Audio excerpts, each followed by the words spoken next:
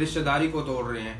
آج کل سب سے زیادہ رشتہ داری میں ایک دوسرے سے حسد پایا جاتا ہے, اور اس چیز کی جو مین اور بنیادی چیز ہے نا وہ پیسہ ہے. آپ جہاں سے بھی بات گھما پھرا کے لے آئے نا, اینڈ پیسہ ہے, کہ پیسے کی وجہ سے آپ کا خاندان ٹوٹ رہا ہے, آپ پیسے کی وجہ سے آپ کی فیملی ٹوٹ رہی ہے, آپ کا بھائی آپ سے الگ ہو رہا ہے. وراثت کے معاملے چھڑ جائیں تو بھائی بھائی سے الگ ہو جاتا ہے. وراثت کا معاملہ بھائی کو دے دینا تو بھائی پھر اس چیز پہ فیصلہ کرے گا جہاں اس کو اپنی سہولت نظر آ رہی ہے. بیوی کو اگر کوئی یہ پتہ چل جائے کہ مستقبل میں آنے والا دور ہمارا مشکلات کا ہے, اس کے چہرے پہ 12 بج جائیں گے. یہ نہیں ہے کہ وہ شوہر کے ساتھ جی میں تمہارے ساتھ کھڑی ہوں, تم جھگی پہ بھی رہو میں تمہارے ساتھ ہوں. شیر کی بچی ہو نا, شیر کی بچی تو ایسی کرتی ہے یار, وہ اچھی ہو, اخلاق والی ہو, سیرت والی, اس کو پتہ ہے یہ سب کچھ یہیں رہ جانا, کل کو مر گئے دفن ہو گئے تو وہ اخلاق ہی ہمارے اور نیک کام ہمارے کام آئیں گے.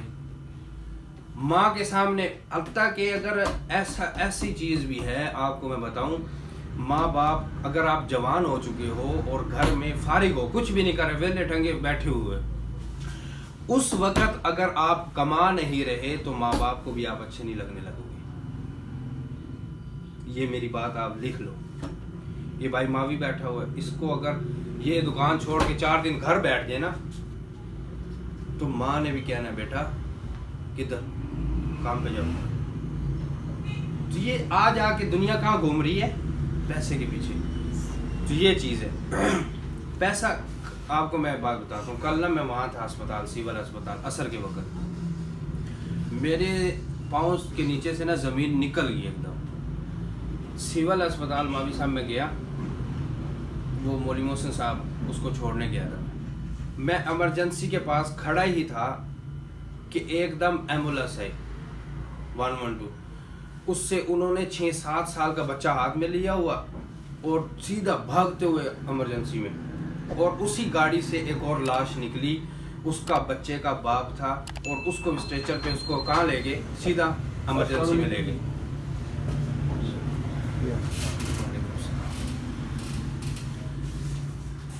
تو اب پھر ایک اور گاڑی آئی, اس میں ایک اور بندہ تھا, اس کو بھی سیدھا کہاں لے گیا, ایمرجنسی میں لے گئے. 10 منٹ میں سونا پھر کر رہا. وہ تھوڑی دیر بعد جو وہاں لوگ اکٹھے ہوئے نا تو پتہ چلا یہ ہمارے گاؤں ہریے کے ہی ہیں. 2 لاشیں اور ایک تیسری لاش اس بچے کی. کیا ہوا تھا کہ ان کی اس جو چلا رہا تھا وہ اس کو مرگی پڑتی تھی, اس نے گاڑی نہر میں گرا دی. اب جوان بالکل, آپ نے شاید فیس بک پہ تصویریں دیکھی ہوں, وہ حالانکہ ہم رانے ہیں, وہ ہمارے پڑوسی ہیں, وہ میں ان کو وہاں سے سہارا دے رہا ہوں, کبھی کسی کو پکڑ رہا ہوں, میں کبھی کسی کو پکڑ رہا ہوں, پانی لا کے پلا رہا ہوں, دے رہا ہوں, لیکن نہیں حضرت کچھ بھی نہیں کام آیا, کچھ بھی نہیں کام آیا. نہ ماں وہاں رو رہی ہے, پیٹ رہی ہے, باپ وہاں پیٹ رہے, کچھ بھی ان کے کام نہیں آیا. تو اس لیے اللہ تعالیٰ کہہ رہے ہیں کہ میری مان کے چلو, اولئک هم الخاسرون. خسارے میں کون ہے؟ خسارے میں 2 باتیں میں آپ کو بتا دیتا ہوں. خسارے میں 2-3 لوگ ہیں. ایک بندہ وہ ہے کہ جس نے اسلام قبول ہی نہیں کیا, سیدھا کہاں گیا ہے, جہنم میں گیا, خسارے میں گیا. دوسرا شخص وہ ہے کہ جو مسلمان تو ہوا ہے لیکن اس نے زندگی اپنی کہاں گزار دی ہے, اللہ تعالیٰ کی نافرمانی میں. سارا دن اس نے نہ ایک نماز پڑھی, نہ روزہ رکھا, بس نام کا مسلمان, کلمہ اس نے پڑھا ہوا ہے.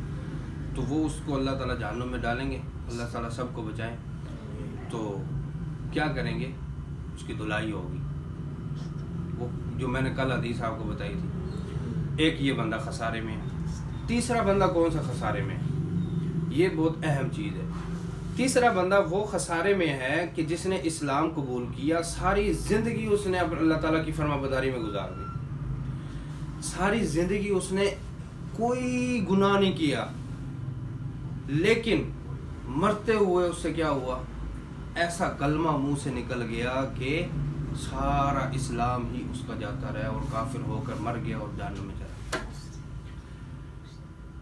تو یہ ایسے ہی ہے جیسے ایک مزدور صبح کو نکلے گھر سے مزدوری کرنے کے لیے, سارا دن وہ کھپتا رہے, پسینہ بہاتا رہے, مزدوری کرتا رہے, شام کو جب اس کو پیسے ملے اور پھاڑ کے نالی میں گرا کے گھر آ جائے. تو تو ساری زندگی نیک عمل کیے، سب کچھ کیا، تو آخر میں کہاں چلا گیا؟ وہ ایسا کام کر کے جہنم میں چلا گیا، اور ہمیشہ ہمیشہ کے لیے جہنم میں چلا گیا۔